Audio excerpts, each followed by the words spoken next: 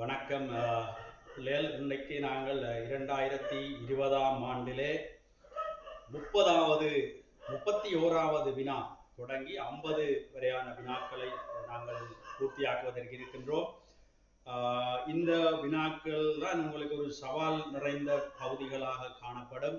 முதல் 30 வினாக்களுக்கும் உங்களால் இலகுவாக விடையளிக்கக்கூடியதாக இருக்கும். அதற்கான நேரமும் குறுகியதாக அமைந்திருக்கும். ஆனால் இந்த 31வது வினாவில இருந்து 50 வினா வரையில் ஒரு சவால் வினாக்களாக இருக்கும். இதுகளுக்குள்ளதான் உங்களுக்கு அந்த தவறுகள் வருவதற்குரிய வாய்ப்புகளும் இருக்கும். ஆகவே அதிலே நீங்கள் கூடுதலாக பயிற்சியை பெற்றுக்கொள்ள வேண்டும். இன்றோடு இந்த 30 வினாக்களையும் நான் நிறைவு செய்ய தீர்மானித்திருக்கின்றேன். 50 வினாக்களையும் அது கைகூடி இருக்குமாயின் அடுத்த வகுப்பிலே உங்களுக்கு பரீட்சை தொடர்பான ஒரு தொகுப்பு, எவ்வாறு பரீட்சை எழுதுவது, எதிர்பார்க்கப்படுகின்ற வினாக்களுக்கு எவ்வாறு நீங்கள் விடையளிப்பது என்ற ஒரு தொகுப்பு, எவ்வாறு கேள்விகளை முகம் கொடுப்பது, எந்த வகையிலே அதை முகம் கொடுத்து எழுதுவது என்ற விளக்கங்கள் அடுத்த காணொளியில் உங்களுக்கு நான் வழங்குவதற்கு இருக்கின்றேன். கவனியுங்க பிள்ளைகள், 3D தொகுப்பு மூலகங்களையும் அவற்றின் சேர்வைகள் பற்றியும் கூற்றுக்களில் எது அல்லது எவை சரியானவை என்று கேட்டிருக்கின்றது. உங்களுக்கு அந்த சோதனை பேப்பர்களிலே அந்த முதலிலே உங்களுக்கு ரஃப் பேப்பர்கள் தருவார்கள். ஆகவே 3D தொடர்பான வினா உங்களுக்கு MCQல வரும், SA ஸ்ட்ரக்சர்களுக்குள்ள வரும். ஆகவே நீங்கள் MCQக்கு சென்றிருக்கின்ற பொழுதிலையும் அல்லது ஸ்ட்ரக்சர் SA எழுதுகின்ற பொழுதிலையும் 3D தொடர்பான அந்த மூலகங்களை scandium, titanium, vanadium, chromium, manganese, இரும்பு, கோபால்ட், நிக்கல், செப்பு, நாகம் என்ற வகையிலே 3D தொடர்பாக அதை நீங்கள் ஆகவே அதை நாங்கள் எழுதிக் கொண்டோம். 3D தொகுப்பு மூலகங்களில் ஸ்கண்டியம் ஒரு தாண்டல் மூலகமாக கருதப்படுவதில்லை. இது இப்ப தற்போதைய பாட அலகிலே தாண்டல் உலோகத்துக்குரிய விரைவிலக்கணம், அது மூலக நிலையில் இருந்தாலும் சரி அல்லது அது உருவாக்குகின்ற கற்றையன்களிலே ஏதாவது ஒரு கற்றையன் டியிலே சோடியாக்கப்படாத இலத்திரனை கொண்டிருக்குமாயின் அது தாண்டல் உலோகங்கள் என சொல்லப்படுகிறது. அந்த வகையிலே ஸ்கண்டியம் 3D1 4s2 என்ற அமைப்பிலே மூலக நிலையில் காணப்படுகின்றது. ஆகவே டியிலே சோடியாக்கப்படாத ஒரு இலத்திரன் இருக்கிறதால ஸ்கண்டியம் தாண்டல் மூலகங்கள் என்ற வகைக்குள்ள வருகிறது. நாகம் நீங்க பாத்தீங்களாக இருந்தால் 3D10 4s2 என்று முடிகிறது. நாகம் ஒரே ஒரு ஒட்சியேற்ற நிலை சட்டன் 2+ தான் உருவாக்கும். அது அங்க 3D10 என்று முடியும். ஆகவே நாகத்துக்கு மூலக நிலையிலும் சரி அல்லது அது உருவாக்குகின்ற கற்றையன்களிலும் சரி டியில் தனி இலத்திரன்களாக சோடியாக்கப்படாத இலத்திரன்களாக இல்லை. எனவே அது தாண்டல் உலோகம் அல்ல. ஏனைய 9 தாண்டல் உலோகங்கள். அப்ப அந்த வகையிலே அந்த முதலாவது தாண்டல் மூலகமாக கருதப்படுவதில்லை என்ற கூற்று பிழையான கூற்று. அடுத்தது, அணுக்களின் ஸ்கண்டியம் தொடக்கம் செப்பு வரைக்கும் ஆரைகள் இடமிருந்து வளமாக குறைகின்றன. அணு ஆரைகள் 3D தொகுப்பிலே அணு ஆரைகள் சீராக குறைவதாக இல்லை. அதில் ஒரு வளைநெளி அமைப்பிலே அணு ஆரைகள் குறைகின்றது. ஆகவே அந்த கூற்று அங்கே தவறாக அமையும்.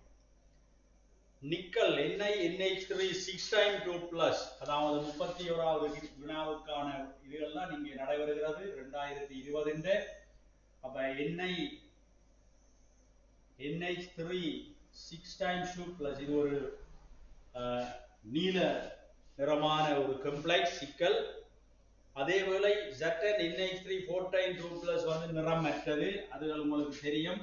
ஏனென்றால் இங்க நாகத்தில வந்து இலத்திரன்கள் எல்லாம் சோடியாகவே காணப்பட்டிருக்கின்றது. ஆகவே அவை நிறமற்ற சிக்கல்களைத்தான் அவை உருவாக்குகிறது. அந்த கூற்று சரி.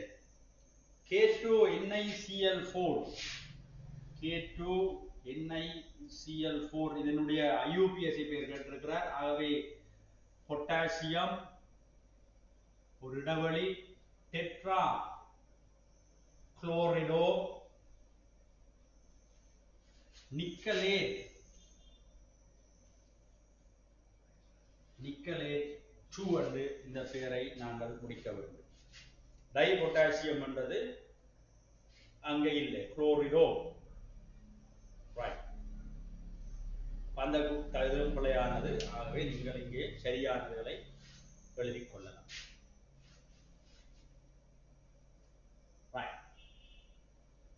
அடுத்தது 30. அப்ப அதில் வந்து உங்களுக்கு சி மட்டும் சரியான விடை. ஆகவே அஞ்சாவது விடை தொகுப்பை நீங்கள் கொடுத்துக் கொள்வீர்கள். ஆனால் நீங்கள் 31வது விஷயம் அதை நீங்கள் தெரிவு செய்து அந்த விடையை நீங்கள் அங்கே அதிலே கொடுத்து கொள்ளுங்கள். அடுத்தது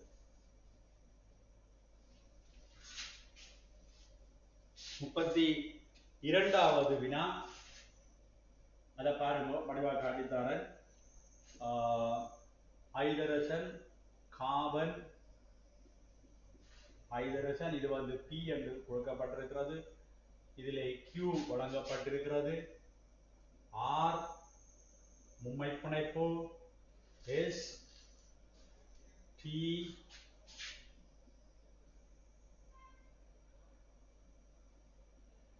எஸ் இப்படி இது வழங்கப்பட்டிருக்கிறது.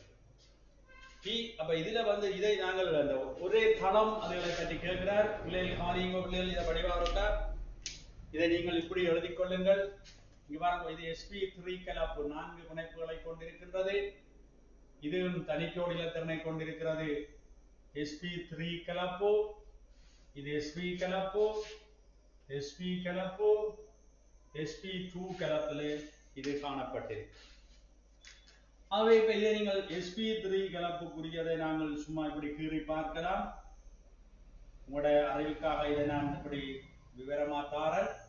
இதிலே ஹைட்ரஜன் மூலக்கூறுகள் இருக்கின்றது.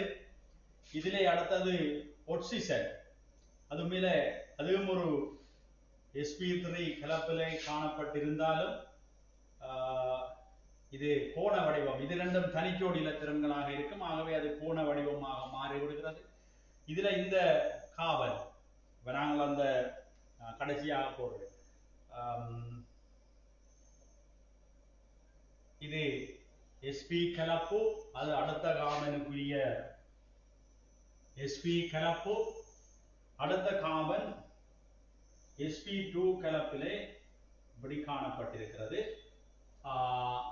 அதிலே ஒரு அங்காலே ஆக்சிஜன் ஹைட்ரஜன் இருக்கிறது. அந்த ஆக்சிஜனை நீங்க பார்த்தீங்களாக இருந்தால் அந்த ஆக்சிஜனும் sp2 கலப்புக்குரியதாக இருந்திருக்கும். இதிலேயும் அந்த தனிச்சோடி இலத்திரன்கள் இருக்கின்ற ஒரு நிலைமையில இப்படிதான் அந்த அமைப்பு இருக்கு. இது P என்ற கார்பன், இது Q என்ற கார்பன், R S T என்ற அந்த கார்பன், சாரி இங்கே விட்டுட்டோம், PQRS, PQ right, R S T, okay. T இது வந்து அந்த U என்றது அந்த ஆக்சிஜனுக்குரியது. இது ஆக்சிஜன் U என்றது சரியா, அது வந்து ஆக்சிஜனுக்குரியதா, அந்த இலக்கம் ஆக்சிஜனுக்குரியது. இது வந்து U என்று கொடுக்கப்பட்டிருக்கிறார்கள், ஆனால் ஆக்சிஜன் அணுக்குரியது. விளங்குதோ பிள்ளைகள்? இப்ப ரைட். இப்ப முதலாவது கேள்வியை பாருங்க. PQRS என பெயரிடப்பட்ட அணுக்கள் ஒரே நேர்கோட்டில் இருக்கின்றன. பாப்போம். PQRS ஒரே நேர்கோட்டில் இருக்கு பிள்ளைகள்? ஒரே நேர்கோடா? இல்லையா, இது கோண வடிவம். அப்ப அந்த கூற்று பிழை. அடுத்தது QRST என பெயரிடப்பட்ட அணுக்கள். QRST இங்க இருக்கு. QRST என பெயரிடப்பட்ட அணுக்கள் ஒரே நேர்கோட்டில் இருக்கின்றன. சரி, அந்த கூற்று சரி. RSTUV, RSTU, அடுத்தது V, இது V, சாரி இது V, ரைட். RSTUV என பெயரிடப்பட்ட ஒரே தளமா, இங்க பாருங்க. R இங்க பாருங்க, இது SP, SP, SP, SP2, இது SP2. அப்ப எல்லாம் ஒரே தளம். SP, SP2 இருந்தால் எல்லாம் ஒரே தளம். sp3 வந்தால் தான் தளம் மாறும். sp, sp2 இருந்தால் ஒரே தளம், பயப்படாதே. sp3 வந்தால் தான் அந்த தளம் மாறும். ஆகவே அது ஒரே தளத்தில் இருக்கின்ற கூற்று சரியானது. அடுத்தது RSTU, RSTU இது நேரோடா? இல்லை, ஆகவே அது பிழை. ஆகவே BC என்ற கூற்று சரியானது. நீங்கள் உடனடியாக டக்குன்னு ரப்பில் இப்படி எழுதி பார்த்தால் பிழை விடாமல் பிடித்துக் கொள்ளலாம். இதுதான் இதுக்குரிய சுலபமான முறை. வேறு வேறு விதங்களிலே சொல்லி தரலாம், ஆனால் இதுதான் இலகுவான முறை, நீங்கள் அறிந்து கொள்ளும். ரைட்.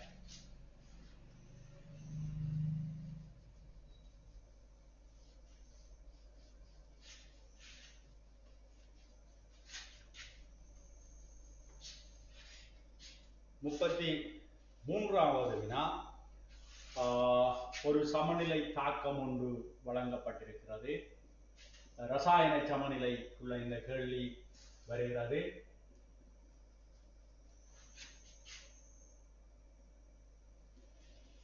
ரசாயன சமநிலைக்குள்ள இந்த கேள்வி உள்வாங்கப்பட்டிருக்கிறது. இதுக்குரிய கேசி பெருமானம் தந்திருக்கிறார்கள். 2 தர 10⁻2 மோல் -2 டெசிமீட்டர் 6 என்று கொடுக்கப்பட்டிருக்கிறது. ஆகவே இது 500 கெல்வின் வெப்பநிலையிலே நைதரசனின் 0.01 மோல், ஐதரசன் 0.10 மோல், அமோனியா 0.40 மூல்கள் 1 டெசிமீட்டர் கணத்தில் இருக்கா. அப்ப நான் நேர மூல் டெசிமீட்டர் அதான் செறிவு, 1 டெசிமீட்டர் கணத்தில் உள்ள மூல் தான் செறிவு. அப்ப இந்த செறிவே தந்திருக்கிறார், ஆரம்ப செறிவை தந்திருக்கிறார். இனி கேள்வி கேட்க போறேன். நாங்கள் ஆரம்பத்தில் முதல் QC தாக்க ஈவு எப்படி இருக்கும் என்று பார்ப்போம். சரியோ, சரியா எழுதுவோம். தாக்க ஈவை கண்டுபிடிக்கும். கேசி மாதிரி அதை எழுதுறாரு. ஆனா இது சமநிலையில இல்லை. கேசி சமநிலைக்கு எழுதுறாரு, இது சமநிலையில இல்லாத எந்த நிலையிலையும் எழுதுறாரு. QCயும் கேசியும் சமனாக சமநிலையில QC சமன் கேசி. சரிதானே? அப்ப இதை போடுங்க, இதை காணுங்க. அமோனியா என்ன 0.4, ஓகே, 0.4 மோல் டெசிமீட்டர் -3 வர்க்கம். சரி. நைதரசன் என்ன 0.01 மோல் டெசிமீட்டர் -3. சரி. ஐதரசன் என்ன 0.10 மோல் டெசிமீட்டர் -3 கனமூலம். பிள்ளைகளோட நான் சொல்றதை கேளுங்கோ, இப்படியே வச்சு சுருக்க வலிக்கிறாரேங்கோ, பிழை வரக்கூடிய சந்தர்ப்பம் இருக்கும். இதை முழு இப்படி மாற்றுங்கோ. ரைட். அதின் வர்க்கம் 1 தர 10 இனி அழகு தேவை, கடைசியாக கொண்டு போட்டாச்சு. இங்க 1 தர 10⁻1 கனம்.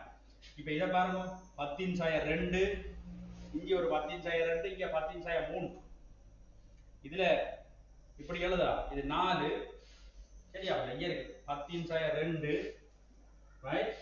இதுல 10⁻2, இங்க 10⁻3, அப்ப 10⁻5, மேல வந்தா 10⁻5 என்று வரும். அதை நீங்க சுருக்கினீங்கள் என்றால் 4 × 10⁻3 என்று வரும். மோல் -2 டெசிமீட்டர் 6 என்று இருக்கு. இப்ப இந்த QC-ஐயும் KC-ஐயும் ஒப்பிடும் இருக்கா, அது 4 தர 13. சாரி. ஆகவே QC பெரிது KC என்று இருக்கு. எப்ப சமநிலை வரும்? QC சமன் KC என்றால் சமநிலை வரும். அப்ப இந்த QC சின்னனாகினால்தான் சமநிலை வரும். QC சின்ன, அப்ப QC சின்னனாகணும் என்ன? இதுஇந்த அமோனியாவின் அளவு குறையோடும், அதாவது விளைவின் அளவு குறையோடும், தாக்கின்ற அளவு கூடவும். ஆகவே QC KC-க்கு சமனாக வர வேண்டுமாயின் QC சமன் இப்படி, QC சமன் KC ஆக வேண்டுமாயின்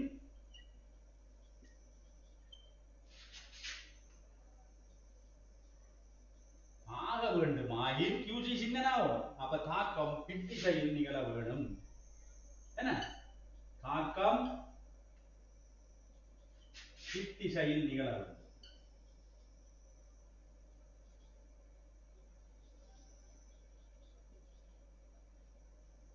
சின்ன விஷயம், இவ்வளவுதான். இனி இந்த ஆன்சர்களை பாருங்க, என்ன சொல்லப்பட்டிருக்கு பாருங்க. தொடக்கத்தில் QC பெரிது KC, ஓகே, அது சரி. சரியோ. அடுத்த சொல்லப்பட்டிருக்க அமோனியா வாயுவானது நைதரசன் வாயுவையும் ஐதரசன் வாயுவையும் உண்டாக்க தொடங்கி தொகுதி சமநிலை அடைகிறது. இங்க அமோனியா வாயு இதையும் உண்டாக்க தொடங்கி தொகுதி சமநிலை அடைகிறதுனா என்ன? பித்தாக்கம். அதை அப்படி சொல்றேன். இது இதையும் உற்பத்தியாகி சமநிலைக்கு வருதுன்னா பித்தாக்கம் தான். அப்ப அது கூட்டு சரி. அப்ப ரெண்டாவது QC சிறிது KC என்றது போல டக்குன்னு முடிவடைங்கோ. அடுத்தது போல அங்கால வாசி ஆலை. ரைட். இனி திருப்பி வாங்க. QC பெரிது KC, அது ஒரு ஸ்டேட்மெண்ட் இதுல இருக்குது. நைதரசனும் ஐதரசனும் அமோனியாவை உண்டாக்குதுன்னா முத்தாக்கம் என்று சொல்றேன். அப்ப அதுவும் பிள்ளை. ஆகவே ஏ மட்டும் சரி, உடனே முடிவெடுங்க, யோசிக்க கூடாது. அது ரைட். அப்ப அது 33வது உங்களுக்கு இலகுவாக நான் காட்டுகிறேன். சரியோ? ரைட். இனி 34க்கு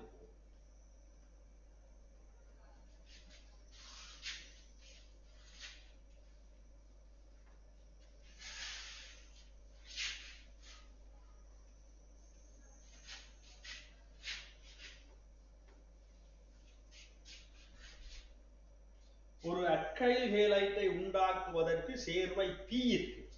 சேர்வை P இருக்கு. 34 ஆறு CH3 CH double bond C CH3 CH3 இதான் அந்த சேர்வை P. ரைட். ஒரு அல்கைல் ஹேலைட்டை உண்டாக்குவதற்கு சேர்வை P க்கு HCl க்கு இடையில உள்ள ஒரு தாக்கம். ஓகே. HCl க்கு இடையில உள்ள தாக்கம் பற்றி பின்வரும் கூறுகள் எது சரியான? மார்கோனிகோ விதியின்படி எதிரேற்ற கூறு ஹைட்ரஜன் எண்ணிக்கை குறைந்த இடத்துல வந்து சேருது. மார்கோனிகோ விதி, எதிரேற்ற கூறு ஹைட்ரஜன் எண்ணிக்கை குறைந்த இடத்துல வந்து சேருது. அதான பெருமளவான விளைவு. மற்ற இது எவ்வாறான ஒரு தாக்கம்? இதுல பொறிமுறை எவ்வாறு அமைய போகிறது? இலத்திரன் நாட்ட கூட்டல் தாக்கம். டக்கன் இந்த விஷயங்களை உள்வாங்கி இருக்கும் மக்கள். சரியா? பிறகு அங்க போய் இதை பாருங்க, இது இங்க வர, இது இங்க போகும். அப்ப உங்களுக்கு அங்கே போனோன்னு என்ன நடந்திருக்கும்? CH3 ஹைட்ரஜன் இங்க வந்து சேரும். இந்த காவல் இலத்திரனை இழந்து ஒரு புடை கார்போகேட்டையன் என்ற ஒரு உறுதியான கார்போகேட்டையனை உருவாக்கும்.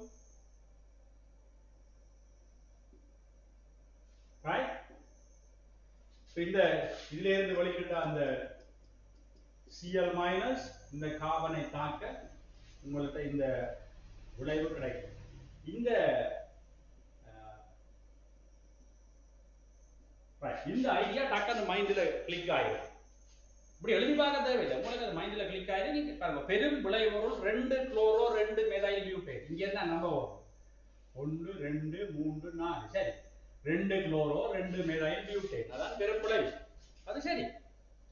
இத்தாக்கம் ஒரு இடைநிலையாக ஒரு துணை கார்போகேட்டையன் என்றது வழி கார்போகேட்டையன். பிழை. இது புடை கார்போகேட்டையன். அப்ப அது பிழை.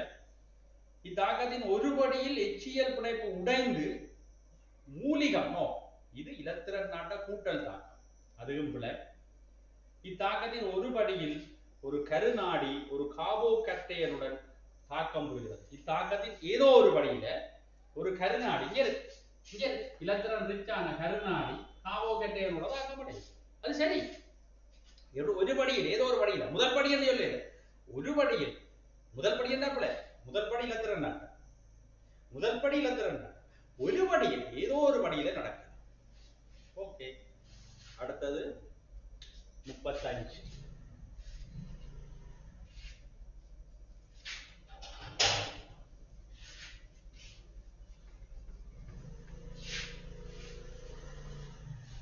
ரைட். அடுத்தது 35வது.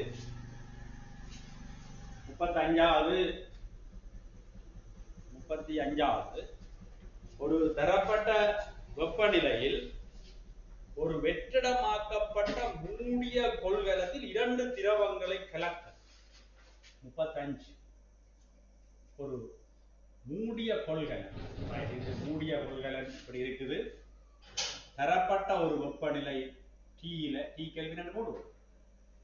ஒரு வெற்றிடமாக்கப்பட்ட மூடிய கொள்கலத்தில் 2 திரவங்களை கலப்பதன் மூலம், ரைட், AB என்ற 2 திரவங்களை கலக்க ஒரு துவித திரவ கலவை, துவித என்ற 2 திரவ கலவை ரவோல்ட்டின் விதியில் இருந்து ஒரு எதிர் விலகலை காட்டுதான்.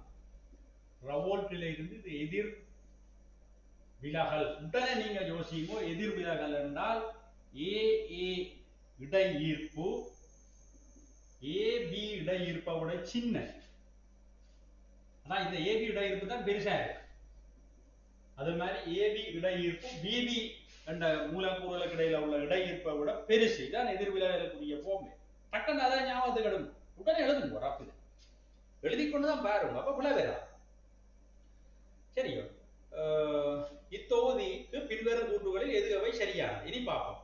கலவையின் ஆவி அமுக்கத்தை கேட்கிற பிள்ளை, இது ஆரம்பத்தில் இருந்த ஏ என்ற துணிக்கைகளுக்கு இடையில உள்ள கவர்ச்சி, இது பி என்ற துணிக்கைகளுக்கு இடையில உள்ள கவர்ச்சி. ஆனா இந்த ரெண்டு கவர்ச்சியையும் விட விளைவுலாக வந்த ஏபியின் கவர்ச்சி கூட, மூலக்கூறுகள் கவர்ச்சியில் அப்படி இழுத்து வச்சிருக்கு கூடுதலாக. இப்படி அப்ப ஆவியாகிற கவர்ச்சி கூடினோட ஆவியாகிற தன்மை குறையும். அப்ப ஆவியின் அமுக்கம் என்ன செய்யும்? குறையும். ஆகவேதான் ஒரு எதிர்விலகலுக்கு நீங்க பாத்தீங்கள் என்றால் இலட்சிய கோட்டில இருந்து இது இப்படி குறைஞ்சி வருது. என்ன ஆவி அமுக்கம் இலட்சிய கோட்டில இருந்து குறைஞ்சி வருது. அது இந்த நிரம்பல் ஆவி அமுக்கம் இதுல போடுவோம். அது என்ன தோறீங்க? நான் சும்மா போடுறது பி நோட் ஏ பி நோட் பி என்றால் இது இலட்சிய கோடு, இது குறைஞ்சி வருது. அப்ப பாடமாக்காதே. கவர்ச்சி விசை கூடினா ஆவியாகிற அளவு குறைய, ஆவியாகிற அளவு குறைஞ்சால் ஆவி அமுக்கம் குறையத்தான். ரைட். அப்ப முதலாவது கலவையின் மொத்த ஆவி அமுக்கம் அந்த கலவை ஒரு இலட்சிய கலவையாக நடந்து கொள்ளும் எனின் எதிர்பார்த்த மொத்த ஆவி அமுக்கத்திலும் குறைவான. ரைட். சரியோ? கலவை உண்டாகும். இப்ப இங்க இத பாரு, இது தாக்கிகள் ஏபி என்றாவே தாக்கி என்று யோசிச்சு கொள்ளும். ரெண்டும் தாக்கம் அடைஞ்ச பிறகு ஏபி ஏயும் பியும் தனித்தனிய தாக்கிகள், ரெண்டும் தாக்கம் அடைஞ்ச பிறகு ஏபி வருது. ஏபி இந்த மூலக்கூறுடைய கவர்ச்சி உயர்வு. இப்ப தாக்கிய விட விளைவு வலிமை கூடியது, உறுதி கூடியது. அப்ப தாக்கிய விட விளைவு உறுதி கூடினால் அது புரோபத்தாக்கம் தானே. இது தாக்கி, இது விளைவு. தாக்கிய விட விளைவு உறுதி கூட புரோபத்தாக்கம் தான். அப்ப இந்த தாக்கம் புரோபத்தாக்கம். எப்படி பாத்தீங்களா? எவ்வளவு சுகம். கலவை உண்டாகும் போது வெப்பம் வெளிவிடப்படும். அதுவும் சரி. கலவையின் ஆவி அவத்தையில் உள்ள மூலக்கூறுகளின் எண்ணிக்கை அக்கலவை ஒரு இலட்சிய கலவையாக நடந்து கொள்ளும் எனின் எதிர்பார்த்த மூலக்கூறுகளின் எண்ணிக்கையிலும் கூடியதாகும். கலவையின் ஆவி அவத்தையில் உள்ள மூலக்கூறுகளின் எண்ணிக்கை, கலவை ரெண்டும் கலந்த பிறகு மூலக்கூறுகள் எண்ணிக்கை, அந்த கலவை ஒரு இலட்சிய கலவையாக நடந்து கொள்ளும் என்றால் எதிர்பார்த்த மூலக்கூறுகளின் எண்ணிக்கையில இல்லையே, ஆவிக்குள்ள போற அளவு குறைவே. அப்ப எதிர்பார்த்த விட குறைவா இருக்கு. அது பிள்ளை. கலவை உண்டாகும் போது வெப்பம் உறிஞ்ச மண்டதும் பிள்ளை. இது புரோபதாக்கம். அப்ப வெப்பம் வெளியில விடணும். ஆகவே ஏயும் பியும் சரியான கூற்று. சரியோ? உடனடியாக நீங்கள் அதுக்கும் விடையை கொடுக்கலாம்.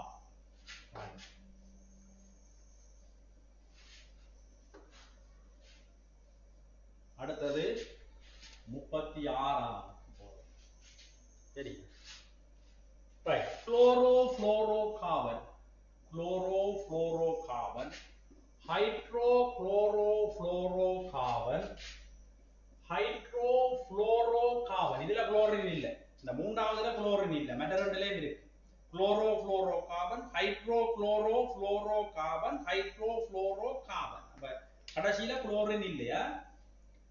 ரைட். எது சரியானது கேக்குற? CFC, HCFC இதுகும் இதுகும் கூட்டங்கள் இரண்டும் மேல் வளிமண்டலத்தில் படை மண்டலம் குளோரின் இன்றிய மூலகங்களை உண்டாக்குறது. படைமண்டலம். சரி. அந்த நீங்கள் ஓசோன் டிஃப்ளெக்ஷன்ல எல்லாத்தையும் பார்த்து கொள்றோம். சரியோ? மாறன் மண்டலம், படை மண்டலம், மற்றது வெப்ப மண்டலம், அப்படி அந்த எல்லா மண்டலங்களையும் நீங்கள் அதில் பார்த்து வச்சுக் கொள்ளணும். முக்கியமா அதுதான் ஒரு முக்கியமான இடம் அந்த இடத்துல. சரி, அது நான் உங்களுக்கு பின்னுக்கு தான் வரமாட்டேன் அதை பற்றி. சரி, வரமாட்டேன். அதை நான் இப்போ உங்களுக்கு ஒரு தகவலாக இப்போ நான் இது ஒரு மேலெழுந்த வாரியாக உங்களுக்கு டக்கர் ஒரு ஞாபகப்படுத்தி விடுறேன்னா, இப்போ இதில் வந்து கடல் மட்டம், இங்க புவி, உங்களுக்கு ஞாபகத்துக்காக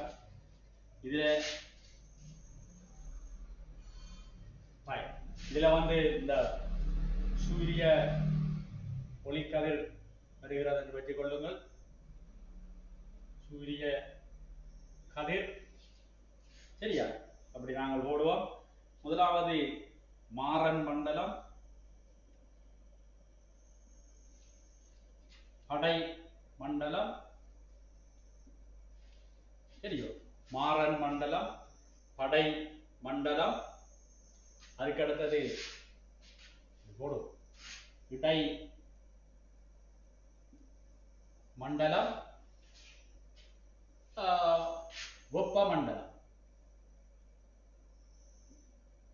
சரியா? இப்படி போடணும், சும்மா போடுங்க. இப்ப நீங்கள் புத்தகத்தை பார்த்து அறிஞ்சு கொள்ளுங்க. நான் சும்மா விளக்கத்துக்காக வேண்டியது கொஞ்சம் விரைவாத்தா. அப்ப கடல் மட்டத்திலிருந்து கிட்டத்தட்ட ஒரு 10 தொடங்கி 16 கிலோமீட்டர்ல இந்த மாறன் மண்டலம் இருக்கும். 16 கிலோமீட்டர்ல இருந்து கிட்டத்தட்ட ஒரு 50 கிலோமீட்டர் வரைக்கும் இந்த படை மண்டலம் இருக்கும். 85 கிலோமீட்டர்ல இடை மண்டலம் இருக்கும். 500 கிலோமீட்டர்ல இந்த வெப்ப மண்டலம் நிறைவு செய்ய பார்க்கும்.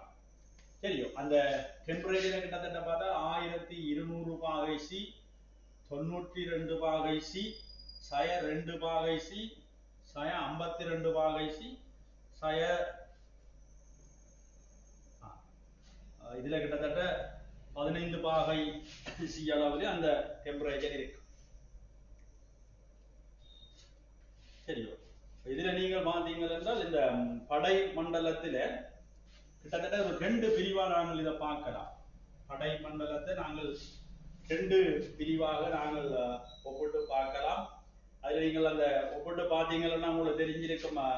படை மண்டலத்திலே ஒரு 15 இருந்து ஒரு 35 கிலோமீட்டர் மட்டும் இதுல இருக்கும். இதுல அந்த ஓசோன் படை காணப்பட்டிருக்கிறது. அங்கால இது நீங்கள் உங்களுடைய அந்த கற்றல் செயல்பாடுகள் உங்களோட புக்கை பார்த்து எடுத்துக்கொள்ளுங்க. நான் சும்மா ஒரு அவசரமாக இது உடனடியாகத்தான். அப்ப நீங்க அதிசக்தி கூடிய அந்த யூவி கதிர்கள் இதுல வந்து நிற்கும். அதிசக்தி யூவி வந்து இப்படி வரும். அடுத்தது ஓரளவு சக்தி உடைய யூவி கதிர்கள் இது இந்த இடத்துல வரும். இடை சக்தி என்று சொல்லுவோம். அது இடை சக்தி யூவி. இடை சக்தி யூவி இதுல வரும். பால் சக்தி யூவி தான் இங்க கீழே வரும். பால் சக்தி யூவி தான் கீழே வரும். இதை வடிவா பார்த்து வையுங்கோ. எஸ்ஏகளில முக்கியமாக வரக்கூடும். பார்த்து வச்சு கொடுக்கும் வடிவம். தாழ் சக்தி அங்க கீழே வரும். அதான் எங்களுக்கு பூமியை வந்து அடைகிறது. இந்த தாழ் சக்தி யூவி கதிர்கள்லாம் பூமியை வந்து எங்களுக்கு அடையும்.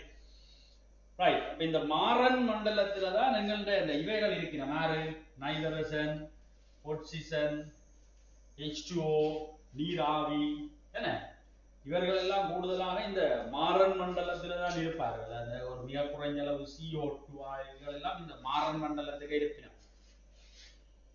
Right, okay. அது உங்களுடைய தகவலுக்காக தந்த. இப்ப நாங்கள் தொடர்ச்சியாக இந்த விடயங்களை நோக்கி உள்ளுப்போம். இப்ப அதுல கேட்கப்பட்ட முதலாவது உங்களுக்கு குளோரோ பதில சுயா chloro fluoro carbon, hydro chloro fluoro carbon ஆகிய சேர்வை கூட்டங்கள் மேல் வளிமண்டலத்தில் படைமண்டலம் இது மேல் ஓசோன் இருக்கிறது. மேல் வளிமண்டலத்தில் குளோரின் இன்றிய மூலகங்கள் உருவாகிற இல்ல இந்த chloro fluoro carbon, hydro chloro fluoro carbon எல்லாம் பிள்ளை மேல் வளிமண்டலத்தில குளோரின் சுயாதீன மூலிகத்தை தான் உருவாக்குறார். இவர் தான் ஓசோனுக்கு பிரச்சனையை கொடுக்குறார். பயங்கர பிரச்சனையை கொண்டு வந்து விட்டுறார். ஓசோனை உடைச்சறிஞ்சு விட்டுறாரு. சரியோ? என்ன மாதிரி அதை உடைச்சு தள்ளுறார் ஓசோன். பாருங்க இங்க இருக்கு. எங்கடா இந்த Cl டாட் ஓசோனை சிதறடிச்சு விட்டு. சரியோ? எப்படி O2 OCl டாட் இப்படி உடைச்சறிஞ்சு போடும் ஓசோன். விளங்கு. அப்ப அதை நாங்கள் அவதானமா பார்க்க வரோம் அந்த இடத்துல. சரி, ஓகே. இப்ப அதை நீங்க பாருங்க கவனம். அடுத்தது ஹைட்ரோஃப்ளோரோ கார்பன். ஹைட்ரோஃப்ளோரோ கார்பன் சாரி முதலாவது இது ஹைட்ரோஃப்ளோரோ கார்பன். அடுத்தது ஹைட்ரோகுளோரோ புளோரோ கார்பன். இரண்டாவது கூட்டு பி கூட்டு ஆகிய சேர்வை கூட்டங்கள் இரண்டும் மேல் வளிமண்டலத்தில் குளோரின் என்று திருப்பி குளோரின் என்று என்பதாக இதுல இருக்கு குளோரின். அப்ப அது பிள்ளை அதுவும் பிள்ளை. சி கூட்டு chloro fluoro carbon, hydro chloro fluoro carbon, hydro fluoro carbon ஆகிய ஆகிய 3 சேர்வை கூட்டங்களும் வலிமையான இவையெல்லாம் வலிமையான பச்சை வீட்டு வாயுக்கள்.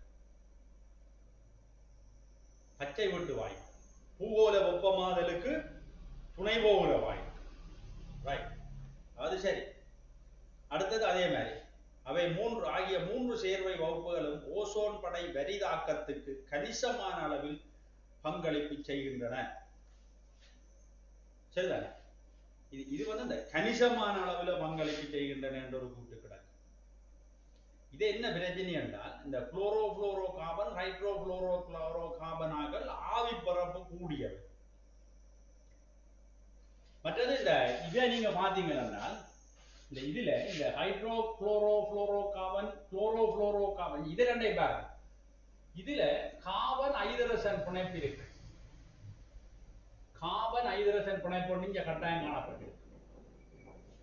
தெரியும். இதுல வேண்டு வேணுமெண்டா குளோரின், இதுல குளோரின், இப்படி குளோரின், இதுல குளோரின், ஹைட்ரஜன் இப்படி காட்டலாம். கார்பன் ஐதரசன் பிணைப்பு இருக்கின்றோம். கார்பன் ஐதரசன் பிணைப்பு சக்தி வலிமை குறைவு. கார்பன் ஐதரசன் பிணைப்பு சக்தி குறைவு. எனவே இவை அந்த மாறன் மண்டலத்திலிருந்து படை மண்டலத்துக்கு போறது கிடையாது. மாறன் மண்டலத்தில் உடைஞ்சு பிரிஞ்சிருவிடும். அப்ப அந்த படை மண்டலத்துக்கு இவ போற அளவு யாரு கார்பன் ஐதரசன் இருக்கிறார்கள். இந்த இவ ரெண்டு பேரும் படை மண்டலத்துக்கு போற அளவு குறைவு. எனவே ஓசோன் படை வரிதாக்கத்துக்கு இவை இந்த பங்களிப்பு குறைவு. சரி, ஆனா நீண்ட காலம் நிற்கும், நின்று அழைப்பு கொடுக்கும். ஆனா பங்களிப்பு குறைவு. ரிசோர்ஸ்ல வடிவா இருக்கு, வாய்க்கு பாருங்க. சரியோ? அப்ப அந்த கூற்று அங்க தவறான கூற்று. அது சி கூற்று மட்டும் சரியான கூற்று. இனி 37வது கூற்று. இதை நீங்க அப்படியே வாசிங்க. நீங்க வாய்க்காதான் விளங்கு.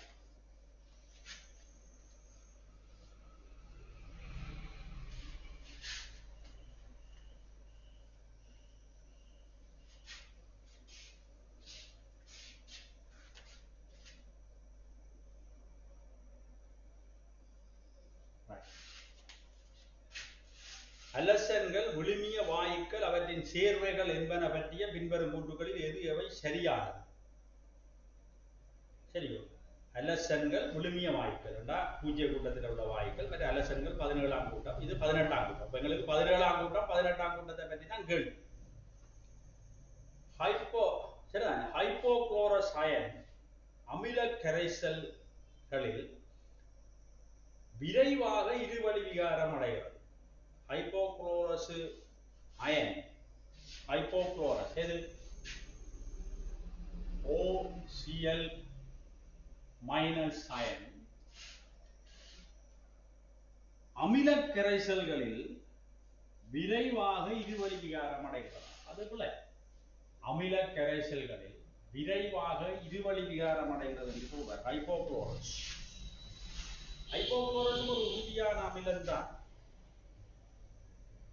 சரி, அப்ப அமில கரைசல்களிலே அது ஒரு இருவழி விகாரம் அடைகிறது என்றால் பிள்ளை. அது ஒரு ஸ்டேபிளான ஒரு அயன் லேசில இருவழி விகாரத்துக்கு உட்படாது.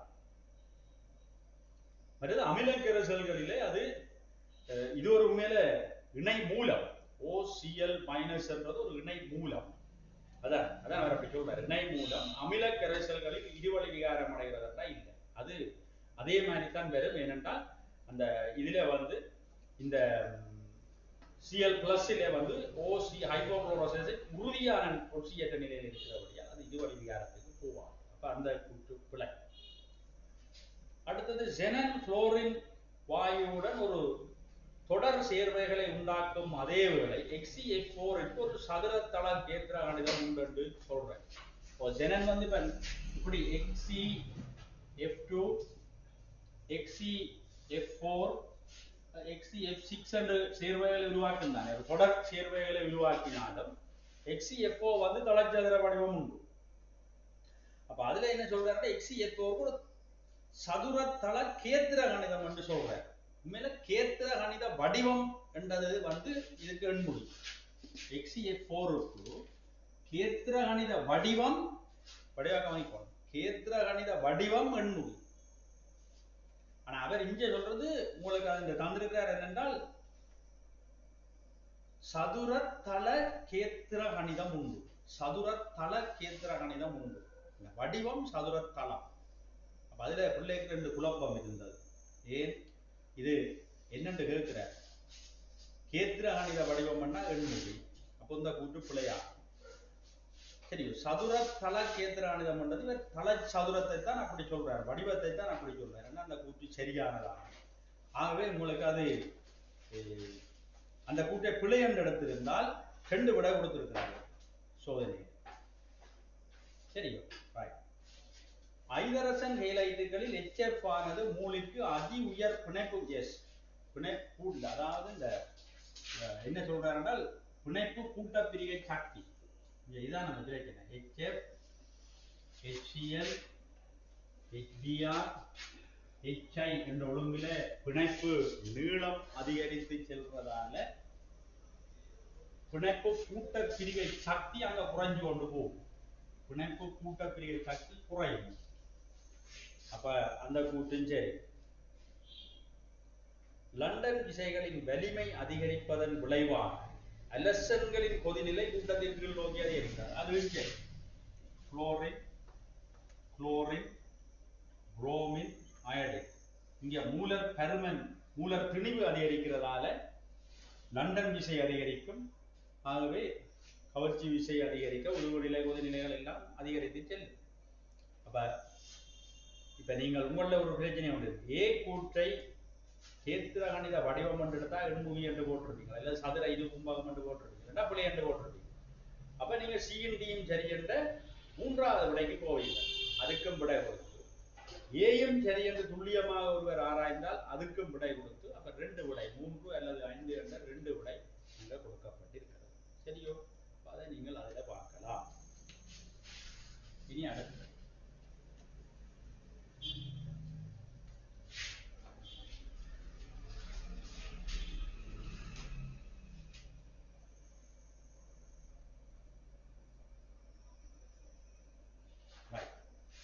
அறை வெப்பநிலையில் தொழிற்படும் டேனியல் கலம்.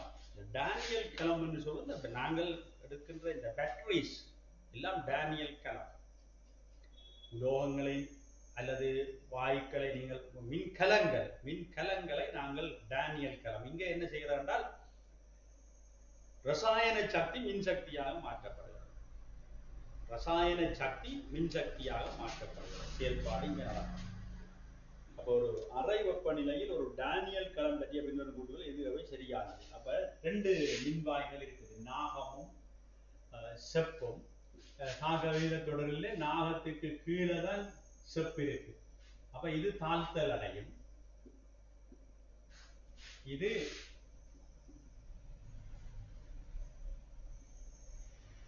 ஒட்சியேற்றம் அடையும். சரி, அப்ப இதை நான் வடிவம் காட்டித்தான். இதுல ஒரு நாகக்கோள் திண்மம், இதிலே அந்த கரைசல் சட்டன் SO4 கரைசல், மின்பகு கரைசல். சரியா? மின்பகு கரைசல். அடுத்தது இதிலே செப்பு,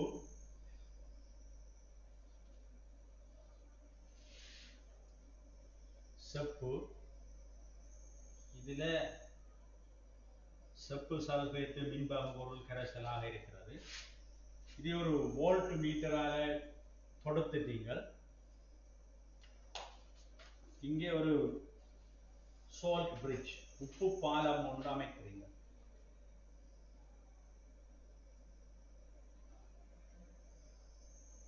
உப்பு பாலம். இந்த உப்பு பாலத்துல நிரம்பர் கரைசலை தயாரித்து தான் வைக்கணும். இதுல NaCl பயன்படுத்தி போடாதீங்க, அந்த கடத்துதிறன் குறைவு. தெரியும், சோடியம் குளோரைடு உப்பு பாலத்தில் பயன்படுத்தக்கூடாது. ஏன்னா இந்த கடத்துதிறன் குறைவு. நீங்கள் NaCl அல்லது NaNO3 இப்படி ஏதாவது பயன்படுத்தலாம். NaCl கடத்துதிறன் குறைவு. உப்பு பாலத்தின் தொழிற்பாடு என்ன? மின் சமநிலையை நிலைநாட்டுகிறது. To maintain electric balance, மின் சமநிலையை நிலைநாட்டுகிறது. இது அனோட் மின்வாய், அனோட் மறை முடிவிடம். இது கதோட்டு மின்வாய் நேர் முடிவிடம். எலக்ட்ரான் எங்க இருந்து எங்க போகுது? அனோட்ல இருந்து கதோட்டுக்கு போகுது. மின்னோட்டம் மாறி கதோட்டில் இருந்து அனோட்டை நோக்கி வரும். இதுதான் உப்பு பாலத்தின் ஒரு அமைப்பு. மின்ரசாயன கலத்தின் உப்பு பாலத்தின் ஒரு அமைப்பு. இது சரியான சுகம். பெரிய கேள்வி வரைக்கும் இப்பலா செய்யலாம்.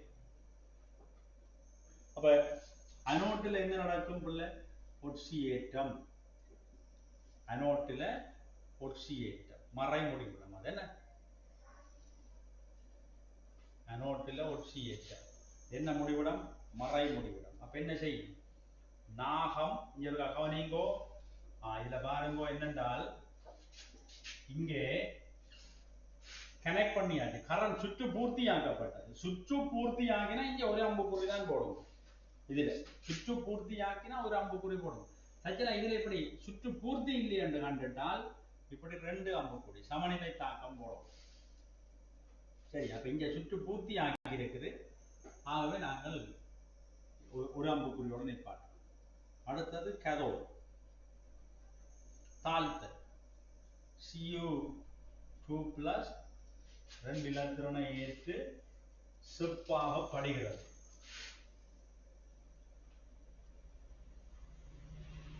இதுக்கு இ ஸ்டாண்டர்ட் செல் கிலோவோட பெறுமதி தந்தால் அது தந்திருக்கிறாரோ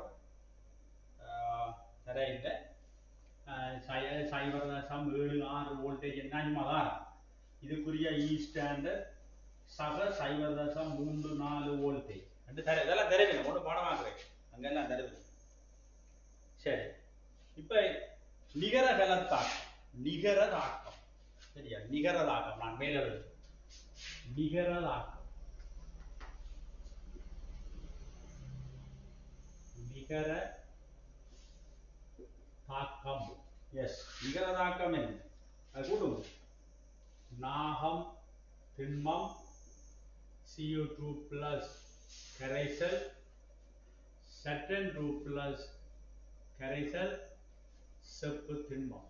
இதுதான் நிகரதாக்கம். இதுக்கு ஒரு மின்னியக்க விசை ஒன்று இருக்கும். இ ஸ்டாண்டர்ட் செல் கலத்தின் மின்னியக்க விசை. இதோட மின்னியக்க விசையை பிறப்பிக்கும் அழுத்த வேறுபாடு காரணமாக.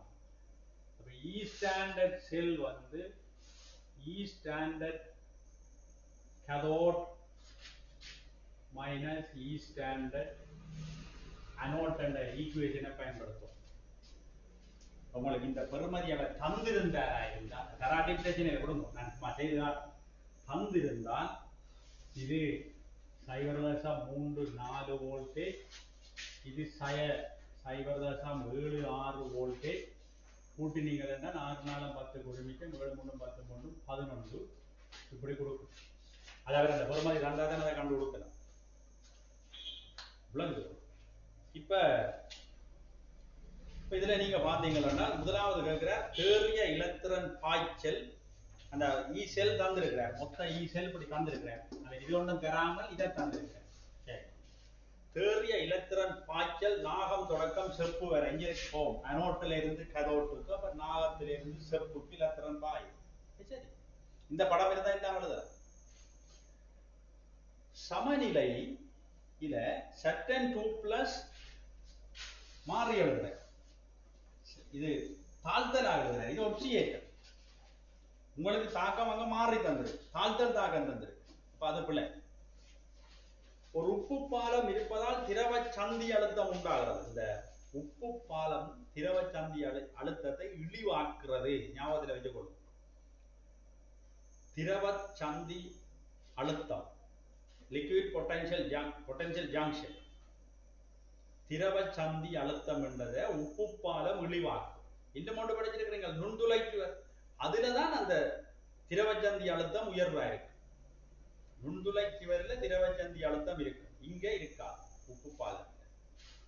இது ஒரு நல்ல அட்வான்டேஜ். அப்படி இல்லாம இருக்கு. சமநிலையில செப்பு 2+ தாழ்த்தல் 2. அப்ப அது சரி. அப்ப ஏயும் சரி, டியும் சரி. அப்ப இதுல எப்பவுமே பார்த்துக்கொள்ளும் ஒரு மின் கலத்துல, கலம்ன்றது பேட்டரி. நீங்கள் பாவிக்கிற பென்டோஸ் battery, car battery, motorcycle battery, இந்த பேட்டரி தான் இந்த கலம். இங்க ரசாயன சக்தி மின்சக்தியா மாற்றப்படும். இப்ப இதுல கவனிங்க. இப்ப இதுல வேற என்ன கேள்விகள் வரலாம் என்று சொன்னா, இந்த இங்க கோல் வந்து கூடிய மர ஏற்றத்தை பெற்றுக் கொண்டிருக்கும். இப்படி இந்த கோல் கூடிய மறையே இங்க வரும் இலத்திரனை விட விட விட இது கூடிய மர ஏற்றத்தை பெற்றுக் கொண்டிருக்கும். அப்ப அங்க என்ன செய்யணும்னு சொன்னா, இப்ப இந்த சட்டன் டூப்ளஸ் அவர் கேட்பாரு போல, சட்டன் டூப்ளஸ் இந்த செறிவை குறைச்சால் என்ன நடக்கும் ரெண்டு கேட்பீங்க. சரி, அப்ப இது சம்பந்தமான விளக்கம் இந்த உப்புப்பாலம் டேனியல் கலம் சம்பந்தமான விளக்கம் கொண்டு நீங்கள்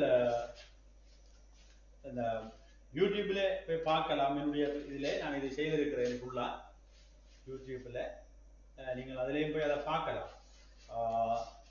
கொமனா பார்த்தீங்கன்னா இந்த சட்டன் டூப்ல இந்த செறிவை குறைச்சிங்கன்னா இந்த தாக்கம் முன்னோக்கி நகர், முன்னோக்கி நகர இந்த மர ஏற்றம் கூடும்.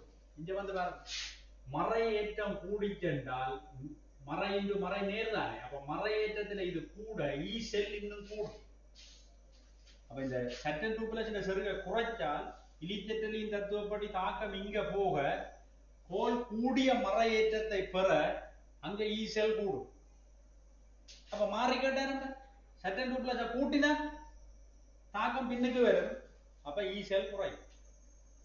இனி செப்புக்கு வாங்க, CO2 பிளஸ் செறிவை கூட்டினீங்க இதுக்குள்ள CO2 பிளஸ் செறிவை கூட்டினா கோல் முன்னுக்கு போகும், தாக்கம் முன்னுக்கு போகும், கோல் கூடிய நேரேற்றத்தை பெறும், அப்ப ஈ செல் கூடும். இதெல்லாம் பார்த்து வச்சுக்கொள்ளும். அப்ப உப்பு பாலத்தின் சுமை என்னது மின் சமநிலையை நிலைநாட்டுது.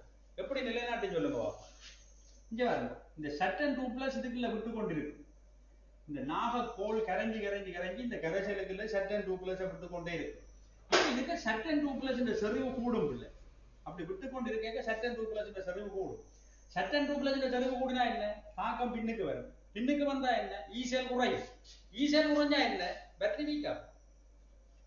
அப்ப டபாரண்ட் என்ன செய்யும்னா, இதுல பெஞ்சு வர நீங்க இப்ப NaCl அல்லது பொட்டாசியம் நைட்ரேட் KNO3 பயன்படுத்துற மட்டும் வைத்துக் கொள்வோம். அப்ப என்ன செய்யும் என்றால், இந்த எதிரேற்ற கூறு பொட்டாசியம் நைட்ரேட்ல உள்ள இந்த NO3 மைனஸ் இந்த சட்டன் டூப்ளஸ் இங்க மேல இழுக்கும். சட்டன் டூப்ளஸ் மேல இழுத்தோன்னு இந்த கரைசலுக்குள்ள சட்டன் டூப்ளஸ் அளவு குறைய பேருந்து தாக்கம் முன்னுக்கு நடக்க கலம் ஒர்க் பண்ணி. இனி இங்க வாங்க, CO2 பிளஸ் இதுல போய் செப்பா படிக்கும், CO2 பிளஸ் இதுல செப்பா படிக்கும். இப்ப CO2 பிளஸ் இந்த செறிவு குறைஞ்சது. அப்ப CO2 பிளஸ் இந்த செறிவு குறைஞ்சால் அதோட ஒப்புடைக்கு SO2 மைனஸ் கணக்கு இருக்கு, SO2 மைனஸ் கணக்கு இருக்கு. இப்ப அதை அகற்றுறதுக்கு என்ன செய்ய மாட்டேன், இந்த K பிளஸ் இங்கால வந்து இந்த SO2 மைனஸை மேல் எடுக்கும். அப்ப இப்படி ஒரு அயன்கள் இந்த பரிமாற்றத்தால மின் சமநிலையை நிலைநாட்டும். ஒப்பு பாலத்தின் தொழிற்பாடு கேட்டால் மின் சமநிலையை நிலைநாட்டுதல் என்று சொல்லுவோம். தெரியும், நான் விளக்கமா சொல்லி இருக்கிறேன். அப்ப இதுக்கு வந்து ஏயும் டியும் சரியான கூற்று. அடுத்தது 39வது கூற்று. ஒரு 2 வினா இருக்கிறது.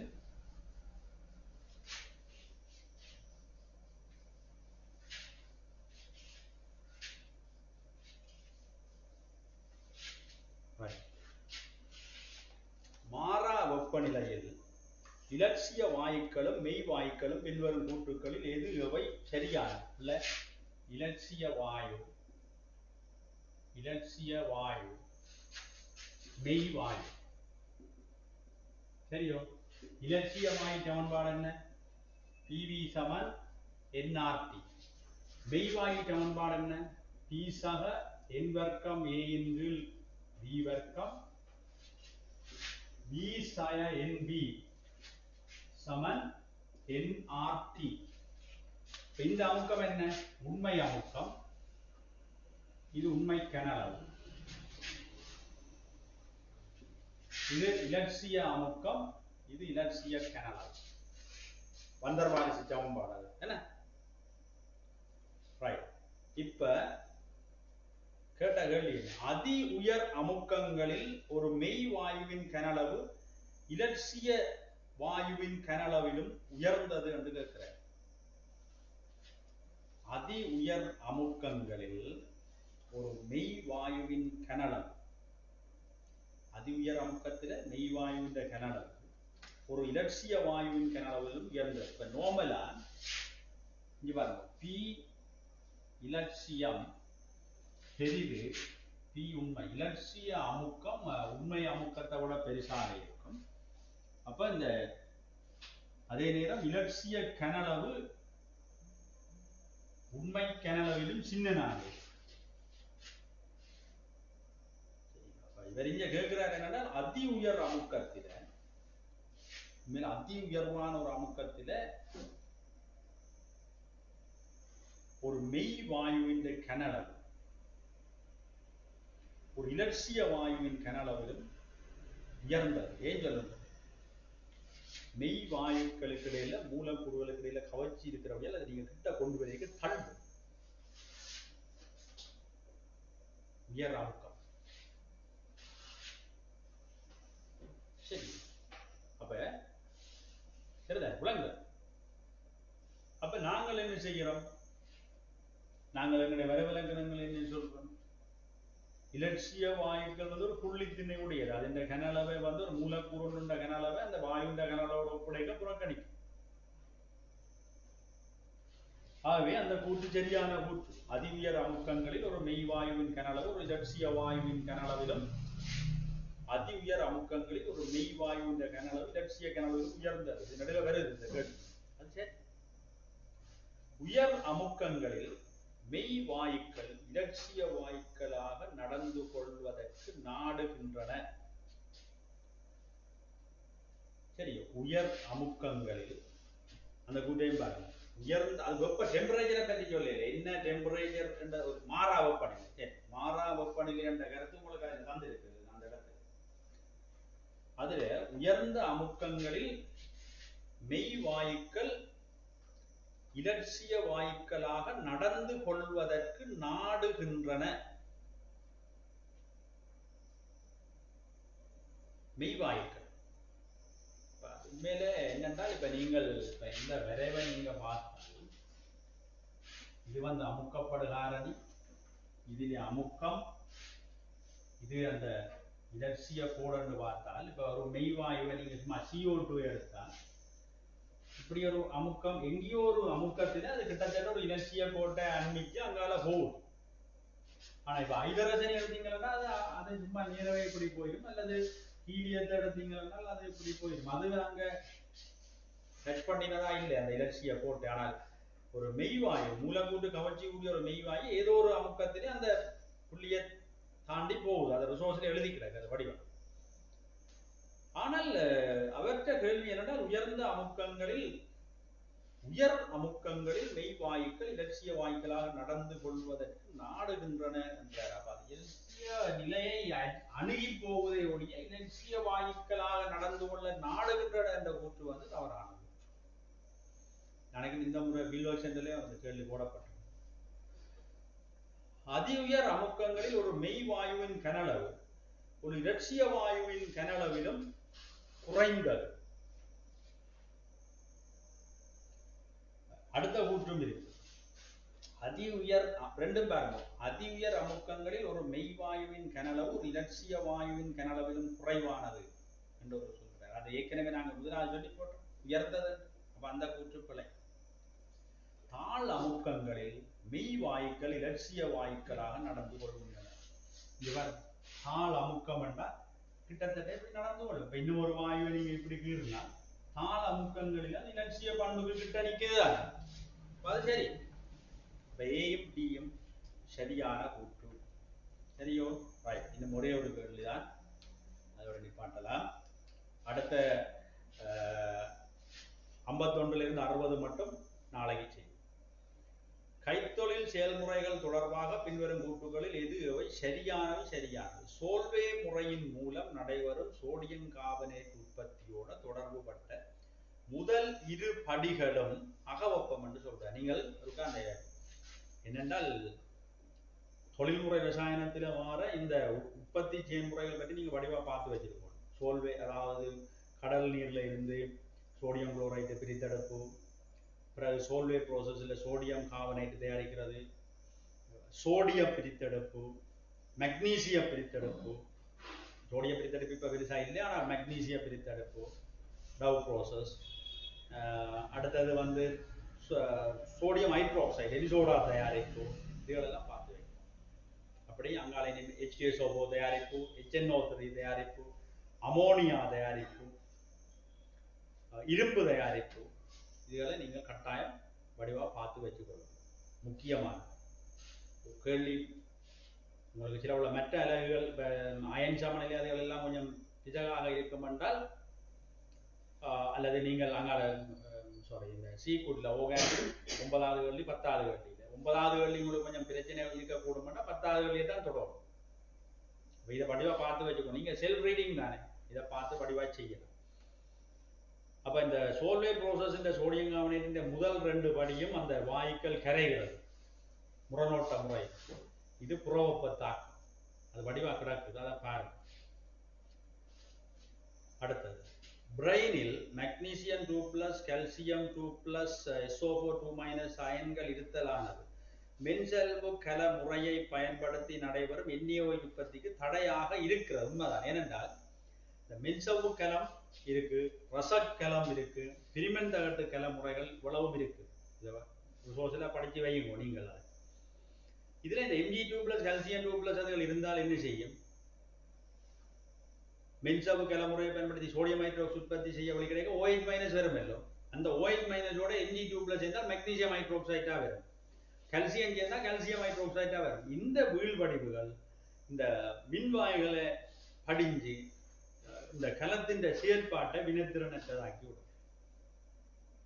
இல்ல மின்சவ்வு கலத்தில் படிஞ்சாலும் அந்த கல செயல்பாட்டை வினைத்திறனாக்கி விடுவோம். இவரை முதல் நீக்கவும், இவரை முதல் நாங்கள் நீக்கவும். அதுக்கு என்ன செய்யறோம்னா, நாங்கள் அந்த பிரெயின் இருக்குதானே NaCl நிரம்பிய கரைசல், அந்த நிரம்பிய கரைசலுக்கு முதலே நீங்கள் NaOH அல்லது சோடியம் கார்பனேட் சேர்த்து இவைய வீழ்வடிவாக்கி விடும். சல்பேட்டை வீழ்வடிவாக்குறதுக்கு பேரியம் குளோரைட்டை சேர்த்து இவைய வீழ்வடிவாக்கி எடுத்து போட்டு பிறகு அந்த கரைசலை கொண்டு தான் இந்த உருகி இந்த கரைசல் நிலையில மின்பகுப்பு செய்யும். ரிசோர்ஸில் இருக்கு, வாயிச்சு பாருங்க. அப்ப அந்த கூட்டு பி கூட்டு சரி. ஒஸ்வால் முறை மூலம் நடைபெறும் நைட்ரிக் அமில உற்பத்தியில் இடம்பெறும் முதலாவது படியானது ஓர் ஊக்கியின் முன்னிலையில் பிழை. ஏன் ஓர் ஊக்கி? பல பிளாட்டினம் ரூத்தியம் ஊக்கிகள் முன்னிலையில் என்றுதான் ரிசோர்ஸில் அடக்கு. ஊக்கிகள் முன்னிலை பிளாட்டினம் ரூத்தியம், இங்க ஓர் ஊக்கி என்றபடியா அது பிழை. ஹேபர்-பாஷ் முறையை பயன்படுத்தி நடைபெறும் அமோனியா வாயு உற்பத்தியில் உயர் வெப்பநிலை, தாள் அமுக்கம் ஆகிய நிபந்தனைகள் பயன்படுத்தப்படுகின்றன. ஹேபர்-பாஷ்ல நாங்கள் டெம்பரேச்சர் என்ன, இடைநிலை டெம்பரேச்சர் 400-450 வாயு தான் கொடுக்கிறோம். உயர் வெப்பநிலையிலும் தாள் அமுக்க நிபந்தனைகள் பயன்படுத்தப்படுறது. இதுல என்ன கொடுக்குறோம்? 450 வாயு 250 ATM கொடுக்குறோம். உயர் அமுக்கமும் தாள் ஒரு இடை வெப்பநிலையும் தான் கொடுக்கிறோம். அதுவும் பிழையான ஒரு கூற்று. ஆகவே அதுல பி என்ற கூற்று மட்டும் சரியான கூற்று. சரியா பிள்ளைகள்? இதை நீங்கள் இது இண்டஸ்ட்ரியல் பக்கம் நீங்கள் வாசிக்க வேணும். வாசிச்சாதான் அதை ரியலைஸ் பண்ணி உணர. ரைட். ஆகவே இது உலகத்தோட இதை நிவர்த்தி செய்து அடுத்தது வந்து நாளைக்கு நான் உங்களுக்கு 51 60 மட்டும் செய்து அது கொஞ்சம் வேலைக்கு முடிஞ்சிடும். அதன் தொடர்ச்சியாக இந்த சோதனைகள்ல வர்ற சில தகவல்களையும் உங்களுக்கு நான் தருகிறேன். ஓகே, நன்றி.